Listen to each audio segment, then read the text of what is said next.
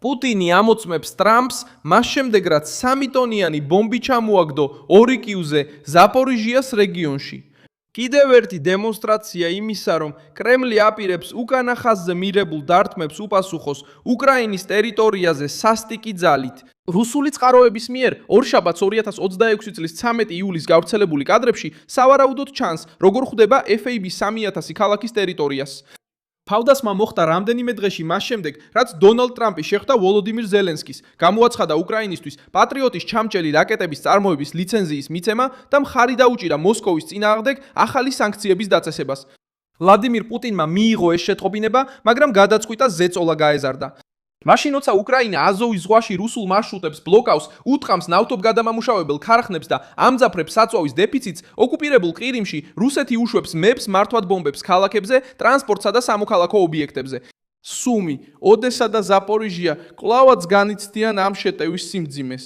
ეხლა ეს დაპირისპირება პირდაპირ ზეწოლას ახდენს თეთრი სახლის ავტორიტეტზე ევროპელი მოკავშირეების თვალში. მოსკოვი ცდილობს გაარკვიოს გადაიქცევა თუ არა ტრამპის დაპირებები რეალურ თავდაცვად, სანქციებად და ხარჯად რუსეთის საომარი მანქანისთვის. რამდენად შორს აპირებს წასვლას პუტინი, რატომ უპირისპირდება ტრამპს ახლა, როგორ უპასუხებს ვაშინგტონი.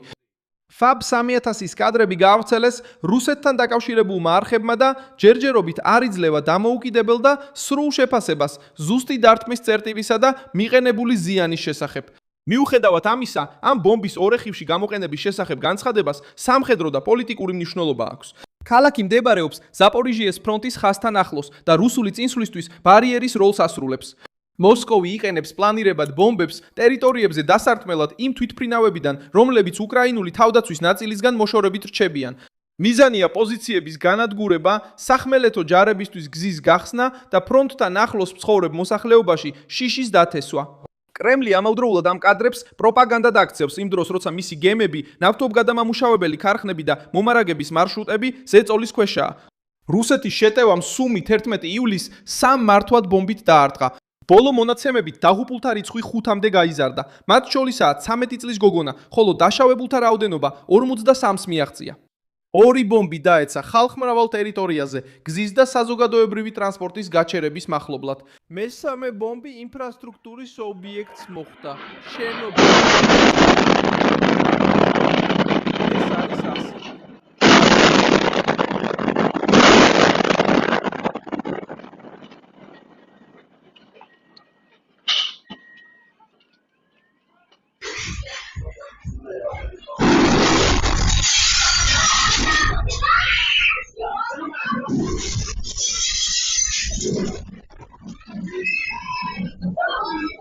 სხვა დაწესებულებებიც დაზიანდა. უკრაინის ხელისუფლებამ შესაძლო ომის დანაშაულზე გამოძიება დაიწყო. განახლება ასევე ასწორებს თავდაპირველ ინფორმაციას 32 დაშავებულის შესახებ, რომელიც გავრცელდა მაშინ, როცა სამაშველო ჯგუფები ჯერ კიდევ ეხმარებოდნენ მსხვერპლებს. ოდესა 13 ივლისის დილით დაიბომბა.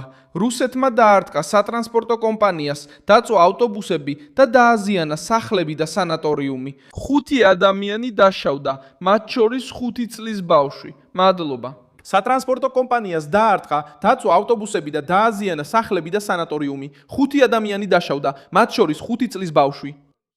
ავტოფარეხის ხელმძღვანელობამ განაცხადა, რომ 15 ავტობუსი განადგურდა, ხოლო სხვა ტრანსპორტს დაზიანება მიადგა. ქალაქთაშორისი ხაზები და საერთაშორისო სერვისები საჭირო გახდა.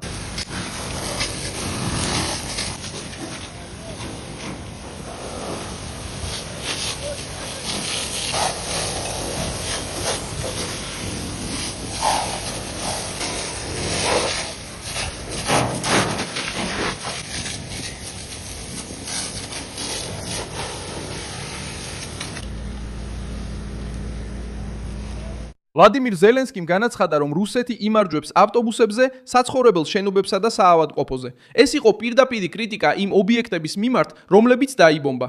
უკრაინამ პასუხად კონცენტრირებული ცეცხლი გახსნა იმ ლოგისტიკაზე, რომელიც ოკუპაციას ამაგრებს. უპილოტო სისტემების ძალების მეთაურმა რობერტ ბროუდმა განაცხადა, რომ 13 ივლისის გამთენიისას კიდევ 15 რუსული ხომალდი იქნა დაზიანებული. კამპანიის ჯამმა 8 დღეში 105 გემს მიაღწია. უახლეს სამიზნეებს შორის იყო 7 ნავთობის ტანკერი, 5 სატვირთო გემი, 1 ბარჟა და 2 ბუქსირი. კიევი აცხადებს, რომ ეს ხომალდები ეზიდებიან საწვავს, ტვირთებს და რესურსებს, რომელსაც რუსეთი იყენებს ოკუპირებულ ყირიმში და სამხრეთის ფრონტზე. ამ ეფექტმა უკვე სტრატეგიულ ეკონომიკურ მარშრუტსაც მიაღწია. აზოვის ზღვაში შესვლა და გამოსვლა უსაფრთხოების მიზეზების გამო შეზღუდულია. ამის შესახებ სექტორის წყაროებმა სააგენტო Reuters აცნობეს. უკრაინამ შეძლო დაბალბიუჯეტიანი დრონების გამოყენებით ზეწოლა მოეხდინა მარშრუტზე, რომელიც ოკუპაციას ამარაგებს და რომლითაც რუსეთის ვაჭრობის მნიშვნელოვანი ნაწილი გადაადგილდება. საწვავის დეფიციტი მხოლოდ ომის რიტორიკა არ არის. უკრაინული თავდასხმები ნავთობგადამამამუშავებელ ქარხნებზე, საწყობებზე, სატვირთოებზე და გემებზე რამდენიმე რუსულ რეგიონში მიწოდების შემცირებას გამოიწვია. რიგები გაიზარდა, ფასები გაიზარდა და ხელისუფლებამ ექსპორტის ნაწილი აკრძალა, რათა შიდა ბაზარი დაეცვა. ოკუპირებულმა ყირიმმა რაციონირება შემოიღო. გარკვეულ პერიოდში გაყიდვები შეაჩერა და ნებადართული შესყიდვები 20 ლიტრამდე შეზღუდა. პრობლემა ასევე შეეხო ოკუპირებულ ხერსონსა და ზაპორიჟიას, სადაც საწვავი საჭიროა სამხედრო მანქანებისთვის, გენერატორებისთვის და მარაგების ტრანსპორტირებისთვის. ომი, რომლის მოშორებასაც პუტინი ცდილობდა, უკვე ბენზინგასამართ სადგურებზე, ვაჭრობასა და ტრანსპორტში გამოჩნდა. ყველასთვის რომ იდიოტები წავიდნენ კითხვა.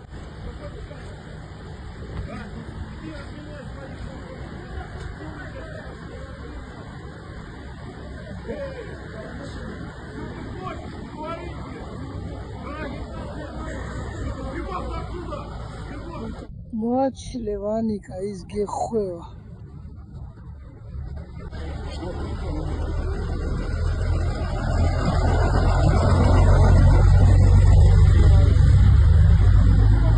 დონალდ ტრამპი ამ კრიზისში მას შემდეგ ჩაერთო, რაც ზელენსკისთან ტონი შეცვალა. ორივე ანკარაში 8 ივლისს შეხვდა ჩრდილოატლანტიკური ხელშეკრულების ორგანიზაციის სამიტის დროს. ტრამპმა განაცხადა, რომ შეერთებული შტატები უკრაინას მისცემს ლიცენზიას Patriot-ის ჩამჭერების წარმოებაზე, გადაწყვეტილება, რომელსაც კიევი ელოდებოდა რაკეტებისა და საჰაერო თავდასხმებისგან დაცვის გასაძლიერებლად. 2 დღის შემდეგ ამერიკელმა სენატორებმა განაცხადეს, რომ ტრამპის ადმინისტრაციასთან შეთანხმებას მიაღწიეს კანონპროექტის წინსაწევად. რუსეთისა და რუსული ენერგიის მყიდველების წინააღმდეგ ახალი სანქციების წინადადება. პუტინმა ზეწოლის ნიშნებს მეტი თავდასხმით უპასუხა. კრემლთან დაახლოებულმა წყაროებმა Reuters განუცხადეს, რომ ის უარყოფს ცეცხლის შეწყვეტას არსებული პირობებით და მიიჩნევს, რომ მომდევნო თვეებში ესკალაცია სავარაუდოა.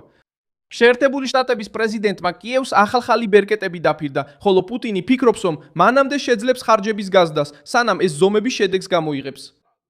ევროპული რეაქცია ჯერ კიდევ ნელა მიმდინარეობს. კაია კალასმა 13 ივლისს განაცხადა, რომ ევროკავშირს ჯერ არ დაუხურავს მოსკოვის წინააღმდეგ სანქციების 21 ფართო პაკეტი. წარმომადგენლები განიხილავდნენ 250 ადამიანის და ორგანიზაციის სანქციების სიაში შეყვანას, თუმცა კვლავ დაყოფილნი იყვნენ საზღვაო მომსახურებებსა და რუსულ თხევად ბუნებრივ გაზზე შეზღუდვებთან დაკავშირებით. ეს დაგვიანება კრემლს აძლევს ხელს, რომელიც ენერგეტიკულ შემოსავლებს, პარალელურ მარშრუტებსა და შუამავალ კომპანიებს ეკრნობა ომის გასაგრძელებლად. პარიზში ვოლოდიმირ ზელენსკიმ ევროპელ ლიდერებთან ერთად ბალისტიკური რაკეტებისგან თავდაცვის პროგრამა წარადგინა. უკრაინამ და კიდევ 9 ქვეყანამ გამოაცხადეს კოალიცია, რათა ერთობლივად განავითარონ დაცვა ამ ტიპის საფრთხის წინააღმდეგ. ემანუელ მაკრონმა, ფრიდრიხ მერცმა და სხვა წარმომადგენლებმა მეტი საჰაერო მხარდაჭერა და ახალი ზომები მოითხოვეს რუსეთის ოპერაციების წინააღმდეგ. პასუხი უნდა მივიდეს ბრძოლის ველზე შემდეგი ბომბის ჩამოვარდნამდე. საჰაერო თავდაცვის სისტემები, საბრძოლო მასალა, ინდუსტრიული წარმოება და ფინანსური ზეწოლა სწრაფ გადაწყვეტილებებს მოითხოვს, რადგან სუმი, ოდესა და ორი ხივი ვერ დაელოდებიან შეხვედრების ტემპს. ვაშინგტონს მოუწევს აჩვენოს, მოიტანს თუ არა ტრამპისა და ზელენსკის დაახლოება ჩამჭერებს, სანქციებსა და საკმარის ზეწოლას, რომ კრემლის გათვლები შეიცვალოს. პუტინი გათვლას შიშზე, დასავლეთის დაღლილობასა და პოლიტიკურ დაყოვნებაზე აკეთებს. უკრაინა კი საწვავის ნაკადების შეწყვეტაზე აკეთებს გათვლას. მარშრუტების გადაკეტვასა და შეჭრის ფასის რუსეთის ზურგამდე მიტანაზე. ეხლა ზეწოლა დონალდ ტრამპზეა, მაშინ როცა მოსკოვი მომდევნო შეტევისთვის ემზადება და კიევი ცდილობს კიდევ ერთი გიგანტური ბომბი არ მიაღწიოს უკრაინულ ქალაქს. დიდი მადლობა, რომ ეს ვიდეო ბოლომდე ნახეთ. მხარი დაუჭირეთ ჩვენს პროექტს და ფინანსურად დაგვეხმარეთ ფიქსის კოდის საშუალებით, რომელიც თქვენს ეკრანზე ჩანს. ჩვენ ვართ დამოუკიდებელი არხი, რომელიც მიზნად ისახავს, რომ თქვენ მიიღოთ სიმართლეზე დაფუძნებული ინფორმაცია. თქვენი დახმარება ჩვენთვის მნიშვნელოვანია. ეს გვეხმარება, რომ საქმიანობა გავაგრძელოთ.